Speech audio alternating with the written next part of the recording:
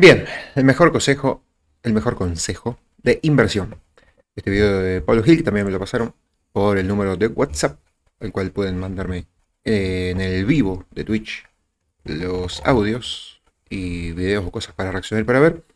Me mandaron este video para ver y vamos a analizarlo y ver de qué se trata este consejo de inversión y a ver si es tan bueno o el mejor que puede darnos Pablito Gil Trader. Hola, ¿qué tal? Soy Pablo Gil y como todos los viernes, especialmente este que es el último de 2022, quería haceros una reflexión muy alineada con la frase del título, el mejor consejo que os puedo dar de inversión, y es actúa como si todo fuese posible. Tienes que liberar tu mente, no puedes quedarte anclado en aquello que has vivido, ¿no? Antes de desarrollar este tema, yo os voy a pasar por grandes eventos que han tenido lugar a lo largo de la historia y que han marcado un antes y un después. Evidentemente no pienso nombrarlos todos, pero sí creo que es una forma muy interesante de obligarnos a darnos cuenta de hasta qué punto cosas que sobre el papel no podían ocurrir, finalmente ocurrieron. Recordad que si alguien contacta con vosotros con mi nombre, mi foto, pidiéndose el contacto para asesoramiento financiero, recomendaciones, cualquier tipo de llámame a este WhatsApp o llámame.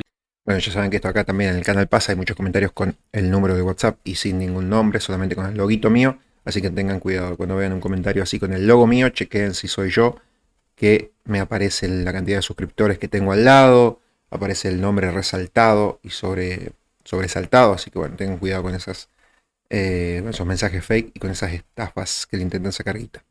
Y tampoco tengo grupo de Telegram ni nada de eso, así que cualquier cosa que les mande mensaje o algo, no soy yo. O ponte en contacto con este Telegram o en los propios chats de YouTube, de Instagram, de TikTok. No soy yo no hago esas cosas. Por tanto, recordad que es una estafa y se hace a través de suplantación de identidad, que es un delito. Una vez dicho eso, tenemos que dejar de pensar que algo no es posible porque nunca antes lo hayamos visto. Esa es tal vez la clave para sobrevivir a lo que pueda ocurrir en el futuro, ¿no? Es una predisposición mental. Cuando has vivido mucho, como es mi caso, es más fácil, porque creo que habré dicho mil y unas veces o mil y una vez, esto no puede pasar. Hace ya mucho tiempo que no digo eso. Hace mucho tiempo que digo todo es factible. Es decir, el comportamiento de los inversores es muy complicado de leer. A veces hacemos barbaridades increíbles y otras veces ajustamos las valoraciones hacia un punto de equilibrio y luego nos pasamos cuatro pueblos en el sentido contrario. Por tanto, vayamos con esa mentalidad y veamos cosas que han ocurrido que a priori parecían imposibles. En primer lugar, la propia guerra, la invasión de Rusia sobre el territorio ucraniano ha puesto una guerra a las puertas de Europa y ha desatado una crisis energética sin precedentes. ¿Tenía sentido? ¿Parecía razonable que esto pudiese ocurrir? Pues no, la verdad es que llevamos viviendo un periodo de paz a nivel global desde hace mucho, mucho tiempo. Hay problemas en países concretos, pero no hemos visto una guerra global. ¿Quiere eso decir que esta guerra es global? No, pero podría llegar a serlo. Sí, por supuesto, hay que pensar en esos términos. La historia de la humanidad demuestra que cada X siglos tenemos conflictos bélicos donde prácticamente participa una sección muy importante de los principales países o economías del mundo. Por tanto, hay que ir con esa mentalidad, que todo es factible y que esperemos que no ocurra, pero evidentemente el problema está ahí. La propia pandemia, el COVID en 2020, habíamos tenido algunos brotes de infección, por ejemplo la gripe aviar, ¿no? Pero de esta manera no, nunca habíamos visto una situación en la que se paralizase la economía del mundo, ¿no? Y fotos como esas, donde estamos acostumbrados a ver las calles plagadas de gente moviéndose, de coches, de repente quedaron desiertas, ¿no? Ahora parece un mal sueño, pero hace un par de años no conocíamos ni cuánto tardaríamos en desarrollar una vacuna, ni cuánto tiempo tendríamos que estar confinados, ni cuánto tardarían en reabrirse las economías. Son situaciones para las cuales uno no está preparado, salvo que tenga esa mentalidad de todo es posible. Ese mismo entorno generó una respuesta a los mercados también inaudita, ¿no? Vimos una caída muy concentrada en 2 meses de en torno a un 35%, por ejemplo, en la bolsa estadounidense, pero ese mismo año la bolsa terminó un 15% arriba y ocurrió en un entorno donde se estaban registrando tasas de recesión, en este caso de crecimiento negativo en términos de PIB, que eran récord histórico y solamente comparables a lo que se había vivido en la Gran Depresión de 1929. Por tanto, de alguna manera estábamos conviviendo con el peor entorno económico que se pueda uno imaginar y simultáneamente, gracias a las medidas de bancos centrales y gobiernos, la bolsa experimentaba una de las fases más alcistas que se recuerdan y que luego tuvo continuidad a lo largo de todo el año 2021, hasta el punto de que desde los mínimos del 2020 hasta los máximos de 2021, principios de 2022, la bolsa consiguió apreciarse en casi un 120%. ¿Os acordáis de lo que ocurrió con el petróleo en los primera mitad de 2020, cuando en un momento dado uno de los contratos de West Texas cotiza cerca de menos $40 por barril? ¿Quién nos iba a decir que el petróleo podría alcanzar precios negativos?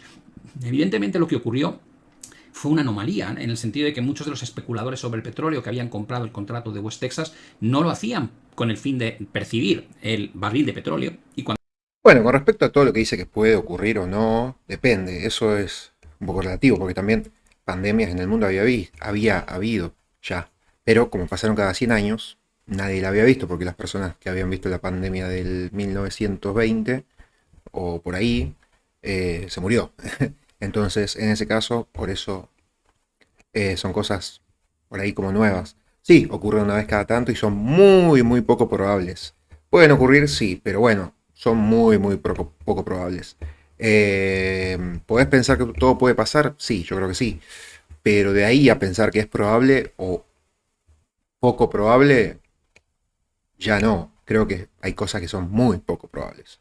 Entonces, bueno, jugar con las probabilidades y tener una vida y las decisiones de tu vida adecuadas a lo que puede pasar y a lo más probable, siempre es lo mejor, porque es lo que más va a pasar después, realmente. Después, si te agarra algo así muy, muy poco probable, bueno, cuestión también de azar, de estadística, de suerte, no sé, de lo que creas. Pero siempre hay que apuntar y dentro de todo tener en cuenta lo más probable. llegaba el momento de vencimiento, tenían que vender ese contrato a cualquier precio, lo cual provocó ese desplome que veis ahí. Pero el mero concepto de que el petróleo pudiese cotizar en tasas negativas ya de por sí demuestra hasta qué punto podemos estar delante de fenómenos que sobre el papel cualquiera probablemente defendería que es imposible. Eso genera muchas veces también grandes oportunidades. Yo no compré petróleo en esos precios, ni tampoco cuando cotizaba cerca de cero. Pero para un observador externo probablemente habría dicho: ¿cómo diablos no comprasteis el petróleo cuando cotizaba tan cerca de cero? Teniendo en cuenta el histórico del precio del crudo, probablemente estabas ante una grandísima oportunidad de compra. A todo lo pasado, evidentemente lo piensas y dices: sí, ¿cómo no compré el petróleo? Pero había que remontarse a ese momento en el que estábamos confinados, las economías paralizadas, no sabíamos cuándo habría una vacuna, cuándo volveríamos a la normalidad, cómo de profunda sería esa recesión. Y eso hace que en el momento en caliente en que se están produciendo las cosas, no veas tan claro como deberías las oportunidades de inversión que probablemente se han puesto delante de tus narices. Vimos comportamientos realmente sorprendentes en, por ejemplo, compañías tecnológicas que perdían dinero, ¿no? Goldman Sachs creó un índice de lo que llamaba compañías tecnológicas que no eran rentables, ¿no? Y curiosamente no es que subiesen, es que subieron un 500% durante la segunda parte de 2020 y principios de 2021. Cualquiera que lo piense dice: bueno, ¿y por qué la gente se lanzó a comprar este tipo de activos como si fuese una mina de oro? Y yo todavía no lo entiendo. Y posteriormente ya veis lo que está ocurriendo, se está revertiendo ese disparate y probablemente acabaremos por ver una vuelta casi completa al punto de origen. Las La capacidad del inversor de sumarse a una tendencia con fundamento o sin fundamento siempre me ha parecido fascinante, ¿no? A todo lo pasado es muy fácil opinar, pero somos nosotros los que hemos fomentado este tipo de actos. Yo no compré este tipo de índices, pero evidentemente mucha gente lo tuvo que hacer, si no, no habría tenido una apreciación de casi un 500% en tan solo un año. Wall Street Bets creo que es otro ejemplo increíble donde unos particulares, muchos, de hecho son millones, se juntan a debatir sobre oportunidades de inversión y deciden comprar compañías donde gestores profesionales de hedge funds tienen posiciones cortas muy grandes. ¿Por qué tienen posiciones cortas? Bueno, pues porque sus modelos lo que le indican es que el valor de esa compañía está por debajo del nivel al que cotizan en el mercado.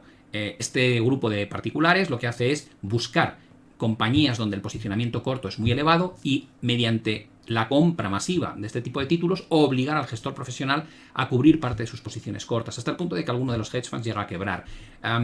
¿Quiere eso decir que tiene sentido? Digo, no, probablemente no hay ningún fundamento en la mayoría de ellas. De hecho, si miramos Corsair Gaming, Rocket Companies, Virgin Galactic, Context Logic, GameStop, AMC, descubrimos que muchas de ellas ya cotizan por debajo de ese punto en el cual se convierten en activos que persiguen estos particulares, y las que todavía guardan pues cierta apreciación, como pasa con GameStop o AMC, van camino de perderlo todo y probablemente retornarán al punto de partida. Estamos hablando de valores que llegaron a revalorizarse más de un 1000% en alguno de los casos. Por tanto, no deja de ser sorprendente el efecto FOMO, ¿no? el fear of missing out, es decir, lo que permite que mucha gente juegue a favor de una tendencia con independencia de si lo que sustenta esa tendencia tiene fundamentos de peso o si por el contrario es simplemente una persecución a lo loco del comportamiento de una cosa que está subiendo de forma muy rápida. Hemos visto cosas como la desaparición de algunos stablecoins, ¿no? El Terra USD es un buen ejemplo. Se supone que las stablecoins lo que garantizan es su paridad a una moneda, en este caso normalmente al dólar, ¿no? Y que tienen un colateral que les permite mantener esa estabilidad en su precio, en su valor. Bueno, hemos visto cómo algunos de estos stablecoins no han sido capaces de mantener esa paridad y una vez la pierden, la desconfianza hace que los inversores se quieran salir a toda costa y que incluso lleguen a quebrar. Hemos visto cómo algunos exchanges, como el de FTX, uno de los 3 más grandes que existían, pues desaparecen. Evidentemente detrás de eso hay una muy mala gestión por parte, en este caso, de su CEO. Todos ya conocemos quién es el caballero de la foto. Bankman-Fried es acusado penalmente por haber utilizado el dinero de sus clientes de forma fraudulenta para beneficiar a los FTTs que emitía FTX. Bueno, al margen de los detalles de la operación, lo cierto es que había miles de inversores que confiaban en el exchange para intercambiar, comprar y vender sus criptoactivos. Por tanto, la desaparición de ese exchange ha generado una corriente de duda respecto a si podría darse un caso similar en otros exchanges y en el caso de ser así, hasta qué punto la propia viabilidad de las criptomonedas está en entredicho. Las propias criptomonedas, al margen de si desaparecen o no desaparecen, tienen unas fluctuaciones en precio extraordinarias. En el año 2021 la sensación que daba es que podías comprar cualquier criptomoneda y ibas a ganar mucho dinero. La gente que había comprado hace tiempo mantenía la tesis de es que no voy a tener que trabajar, es que me voy a hacer millonario simplemente por la cartera que he adquirido. Bueno, ya veis cuál es el market cap del mundo de las criptomonedas, ¿no? Cómo ha perdido pues prácticamente 2/3 partes de su valoración y más de 70 criptos han perdido más de un 90% de lo que valían.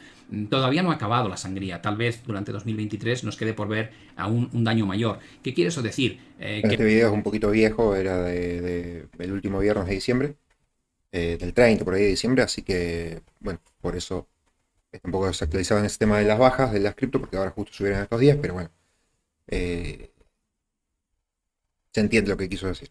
Que las criptomonedas no tienen viabilidad futura. Bueno, ya sabéis mi opinión, yo creo que el 80-85% de las criptos que conocemos hoy no van a ir a ningún sitio, desaparecerán, morirán los proyectos, no tendrán grandes revalorizaciones y habrá un puñado pequeño que tendrá continuidad en el tiempo y seguramente habrá otras que todavía no han nacido que tendrán gran éxito. Y siempre comparo esta situación con la que se vivía con Internet, ¿no? Cuando a finales de los 90 empezábamos con el proyecto de Internet y cómo las grandes triunfadoras de Internet no llegaron hasta el año 2010-2011. Todos los FANG stocks prácticamente tuvieron su momento explosivo en crecimiento y en modelo de negocio 10 años más tarde. Y podría ocurrir exactamente lo mismo con las criptomonedas, ¿no? Que muy poquitas de las actuales realmente sobrevivan y sean otros proyectos futuros más rentables los que realmente puedan liderar esa alternativa al dinero fiat que conocemos. En 2010-2011 vivimos la crisis periférica desatada por el default de Grecia. Estamos hablando de un país perteneciente a la Unión Europea que en un momento dado levanta la mano y dice no voy a ser capaz de pagar la deuda que he emitido. Y a partir de ahí, pues toda la Unión Europea saca paquetes de apoyo, le presta dinero, se retrasa la obligación del pago de principal e intereses. Pero durante ese tiempo lo que ocurrió es que los inversores estaban debatiendo sobre la viabilidad del propio euro. Se hablaba en la prensa anglosajona, cargaba tintas contra el euro y decían que volveríamos al marco alemán, a la peseta española, al franco francés, etcétera, etcétera. En aquel momento los estados del sur de Europa tenían prácticamente cerrados los mercados de financiación en el mundo y fue el Banco Central Europeo el que echó un capote y aprobó un plan OMT de ayuda que garantizaba la financiación futura pues, de países como Portugal, España o Italia. En aquel momento la sensación que había es que tal vez el euro dejase de existir y que después del default de Grecia vendrían otros países que tampoco podrían hacer frente a las obligaciones de pago de su deuda. Por el lado de 2008, la percepción que la gente tiene de la crisis financiera es que Lehman quebró, pero es una forma demasiado básica y sencilla de ver el problema. El problema nacía de una burbuja inmobiliaria, del papel que habían jugado en esa burbuja inmobiliaria los bancos, cómo tenían sus balances estructurados, a qué precio tenían valorados sus activos. Y esta foto creo que dice más que cualquier cosa que pueda contar yo, ¿no? Estamos hablando de un momento crítico, ¿no? Cuando está colapsando la industria, cuando prácticamente lo que se preguntaba es cuál es el siguiente banco que va a quebrar. Para la gente, yo gestionaba un fondo financiero de casi 500 millones de dólares en aquel momento, con lo cual estábamos tremendamente al tanto de todo lo que estaba ocurriendo, y entre 2007 y 2014 quebraron más de 490 entidades financieras entre Estados Unidos, Reino Unido y algunas europeas. Estuvimos a un tris de cargarnos el sistema bancario tal y como lo conocemos. Es un sistema bancario que descansa sobre el concepto de multiplicador monetario, es decir, no existe el dinero que tenemos en las cuentas corrientes, en nuestras tarjetas de crédito, en nuestras libretas de ahorro. Ese dinero no existe, es un apunte contable, ¿no? Y si todo el mundo acude a la ventanilla de un banco queriendo retirar físicamente su dinero, pues nos encontramos en una situación similar a la que vivió Argentina con el corralito. Así fue de duro, y la foto creo que es muy interesante porque estamos viendo arrodillado al secretario del Tesoro republicano y expresidente de Goldman Sachs. Estaba escrito, el nombre es Henry Paulson. Se arrodilla suplicando a ni más ni menos que a la presidenta del Congreso, Nancy Pelosi, que es demócrata, para que se apruebe un paquete de rescate bancario por valor de 700.000 millones de dólares. No fue lo único que se aprobó, pero ese fue la clave. En ese momento hubo dinero para recapitalizar a los bancos y parar la sangría, que probablemente, de no haber sido así, hubiese generado quiebra masiva de muchas entidades financieras, un efecto bola de nieve, y probablemente estaríamos viviendo en un mundo muy distinto al que tenemos a día de hoy. Tuvimos el tsunami que arrasó las costas de Japón y se llevó por delante la central nuclear de Fukushima, lo que provocó la paralización de una de las mayores economías del mundo, la economía japonesa, y el efecto en el comercio internacional y, por supuesto, el efecto contagio del miedo entre los inversores a nivel global. Era imposible predecir que una catástrofe natural como esta podría tener unas repercusiones tan severas en el plano económico, de la misma manera que ocurrió con el COVID. Por tanto, es un cisne negro en toda su extensión. ¿Qué decir de los atentados del 11 de septiembre de 2001 en Estados Unidos, ¿no? Cuando nos quedamos todos atónitos al ver cómo pues atacaban dos torres muy emblemáticas de la primera economía del mundo, estrellando pues dos aviones, uno contra cada una de las torres, que luego colapsaron y cayeron, provocando centenares de muertos. La bolsa estuvo paralizada durante más de una semana, no se sabía muy bien qué es lo que iba a ocurrir, fue una situación tremendamente complicada y desató pues todo tipo de rumores sobre potenciales ataques adicionales que pudiesen hacer los grupos terroristas en las distintas economías desarrolladas del mundo. Algunos se produjeron, como pasó en Madrid o pasó en Reino Unido, en otros casos simplemente quedaron las amenazas y nada más. Pero fueron cisnes negros que tuvieron un efecto devastador en el momento en que ocurrieron y que desde una perspectiva del inversor parecía imposible antes de que ocurriesen, que pudiesen suceder. Vivimos en el pinchazo de la burbuja.com del año 2000 hasta el 2003 una caída del Nasdaq superior al 80%, exactamente un 83%. En aquel momento, yo que lo vivía como inversor, era algo impensable, ¿no? Es decir, bueno, ¿en qué momento puedes llegar a creer que un índice formado por esas tecnológicas que estaban disfrutando de la nueva tecnología que representaba Internet pudiesen colapsar y desaparecer pues decenas de nombres del mercado? Entre ellos estaban afectados pues compañías que a día de hoy siguen perdurando, como pasa con Microsoft, que tiene pues un comportamiento estelar entre las FANG stocks, pero que no hay que olvidar que padeció correcciones de más de un 70% durante el... Mirá vos, acá en este momento, no sé bien qué fecha será, pero acá en este momento había mínimo ascendente de largo plazo y máximo ascendente de largo plazo. Y sin embargo después rompió y siguió cayendo muchísimo más. Pinchazo de la burbuja.com, y luego tardó más de una década en empezar a recuperar terreno perdido. Cuando vemos este gráfico, y yo lo comento, normalmente la frase que suelo escuchar es: ya, pero eso no va a volver a ocurrir. Bueno, ya veremos. Tenemos el ejemplo de países ricos que hace 40 o 50 años eran modelos a seguir y que de repente se han convertido en países muy pobres, donde la ciudadanía está pasando un calvario, donde registran niveles de inflación totalmente insoportables, donde su divisa local prácticamente ha perdido todo su valor, como es el caso de Argentina o Venezuela. ¿Qué hace que un país que lidera una región durante muchas décadas de repente caiga en el olvido, caiga en una situación económica tan de crisis permanente como estos países, ¿no?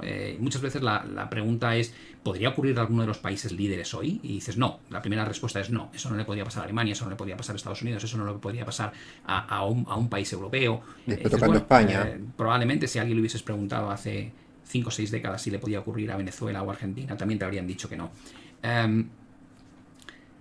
La mayoría de la gente, cuando hace escasamente un año decíamos, bueno, tal vez la apreciación de los FANG stocks ha sido demasiado. es decir, nadie está poniendo en tela de juicio que tenga modelos de negocio que puedan tener un gran futuro, pero tal vez las valoraciones que se han alcanzado son totalmente insostenibles. El caso de Tesla probablemente sea uno de los más llamativos, ¿no? Cuando decimos que Tesla llega a valer más que la suma de todas las compañías de automoción del mundo. Y dices, ya, pero si Tesla gana una cantidad ridícula de dinero comparativamente a la suma de todo lo que ganan el resto de las compañías dedicadas al sector, ¿cómo puede ser que la gente lo siga comprando, ¿no? Y ahí está, la gente lo compraba. Cuando empiezan a caer, mucha gente te dice, bueno, ya es una corrección sana. Y dices, ya, y no podría ser como lo que vivimos tras el pinchazo de la burbuja.com. Y te dicen, no, eso no puede volver a pasar. Digo, mirar el gráfico del índice de los FANG stocks. Ya prácticamente ha perdido la mitad de todo lo que había subido. Y lo que es más interesante, tienes compañías como Facebook que han estado cayendo más de un 70%, o el mismo Netflix, ¿no? Con lo cual, lo que inicialmente planteas como algo que no se va a volver a repetir, de repente descubres que se está repitiendo. ¿Qué nos va a deparar 2022? ¿Vamos a seguir viendo caídas en el grupo de los FANG stocks? No lo sé, nadie lo sabe, pero la mentalidad de sí podría ocurrir, igual que no podría ocurrir, tiene que tener el mismo peso. Es decir, tenemos que tener la capacidad de aceptar como una de las posibilidades que el comportamiento de los inversores no sea muy distinto al que ya vivimos en su momento cuando se produjo esta debacle. ¿Cuál es la conclusión que considero que todos debemos tener en la cabeza, ¿no? Y antes de hacer ese análisis, sí me gustaría recordaros que si os está gustando el contenido, le deis al like, os suscribáis al canal, activéis las notificaciones y por supuesto estaré más que encantado si compartís parte de este contenido en vuestras propias redes sociales. Veo que tal vez la conclusión más importante es que para sobrevivir en esta industria tienes que abrir tu mente a todas y cada una de las posibilidades. Aquí no vale el concepto de esto no va a pasar. Creo que lo que hemos hecho en este vídeo es repasar cosas que parecían imposibles que ocurriesen y que finalmente hemos tenido que convivir con ellas. Mucha gente estaba pensando, no fueron tan graves, ¿no? A pesar de lo que ocurrió, que fue increíble, no fue tan grave. La gravedad o no de las cosas depende de cómo estés posicionado. Para alguien que ha perdido el 90% de lo que ha invertido en un criptoactivo, para el que estaba metido en FTX y ha perdido la totalidad de su dinero, para el que estaba en una stablecoin que ha desaparecido, para el que compró un FANG stock en un mal momento y ha perdido ya más de un 50% del valor de lo que invirtió originalmente, o para el que está padeciendo la corrección de los índices y no sabe dónde va a acabar. La situación no es tan sencilla, ¿no? Porque nadie nos garantiza que vayamos a volver a los máximos anteriores con la misma celeridad que hemos visto que ocurría a lo largo de la última década y media. Hemos tenido recuperaciones muy rápidas desde el año 2009 a cada episodio negativo que se ha presentado, pero eso no quiere decir que vaya a seguir siendo así. Como muchas veces explico, el mercado atraviesa fases alcistas, fases bajistas y fases laterales. Y muchas veces la fase bajista no es la peor. Tal vez la peor es la fase lateral, ¿no? En la que una y otra vez consideras que va a arrancar un movimiento al alza que no acaba de arrancar y te vuelve a meter en un proceso duro de corrección. Un buen ejemplo es lo que pasó a finales de los 90 hasta el año 2013, ¿no? Donde vivimos dos grandes caídas de más de un 50% en los índices a nivel global. Uno, coincidiendo con el pinchazo de la burbuja.com y dos, coincidiendo con el pinchazo de la burbuja inmobiliaria en 2008 y la crisis financiera que se produjo después. Fueron dos periodos muy duros. Gente que durante 13 años no vio cómo se rentabilizaba su dinero, sino que lo que vio es que tenía que aguantar dos drawdowns de más de un 50%. A la larga, evidentemente el mercado ha pagado con creces, pero como digo siempre, es bastante infantil tomar como ejemplo siempre la bolsa americana. La bolsa americana ha dado grandes satisfacciones post-2013, pero cuando uno se va a la bolsa del Eurex 250 descubre que está a los mismos precios que hace 20 años, en el IBEX por debajo de los precios de hace 20 años, en la bolsa china por debajo de los precios de hace 20 años. Y como ejemplo de algo que puede liderar y de repente dejar de liderar, tenemos la bolsa de Japón. Desde el año 50 hasta 1989, la bolsa japonesa era el mejor sitio donde estar, mucho mejor que Estados Unidos. A partir del año 89 se desata el gran estallido de todas las burbujas que aglutinaba Japón desde entonces y nunca ha vuelto a esos máximos. Estamos hablando de 2022, 1989, es decir, 33 años han transcurrido desde que se marcó ese máximo y todavía no hemos vuelto ahí. Por tanto, no hay que ser naif a la hora de hablar de el concepto de las inversiones, da igual donde las tomes. Creo que no da igual, creo que hay un premio para aquellos que se preocupan en reducir el riesgo cuando las cosas no tienen sentido y en arriesgar cuando a nadie más le apetece arriesgar, que es justamente en esos momentos donde el entorno es tremendamente hostil, pero las valoraciones probablemente justifican asumir ese riesgo y empezar a comprar cuando a ningún otro le apetece hacerlo. Aprovechar el margen de seguridad, diría Benjamin Graham. Evidentemente, con este vídeo quería... Bueno, ya, termina. Bueno, así pasó este video. Como les digo, análisis periódico, diario o semanal para no comerse amagues, ver rupturas de soportes, de mínimos, de tendencias y analizar eso más que todo, aprovechar márgenes de seguridad de las empresas que son fuertes y son buenas, meterle más tranquilo. Puede alguna salir mal, como decían ahí los ejemplos de que empresas buenas le fueron mal después, pero bueno, a la mayoría le va a ir bien. Cuestión de probabilidad y estadística siempre está a nuestro favor. Por eso es una ciencia exacta. Cerramos entonces este video de YouTube. Cualquier cosa me lo dejan en comentarios. Cualquier cosa en la descripción de este video tienen las otras redes, los otros canales y demás, y los links de donación y demás cosas. Abrazo grande y hasta la próxima.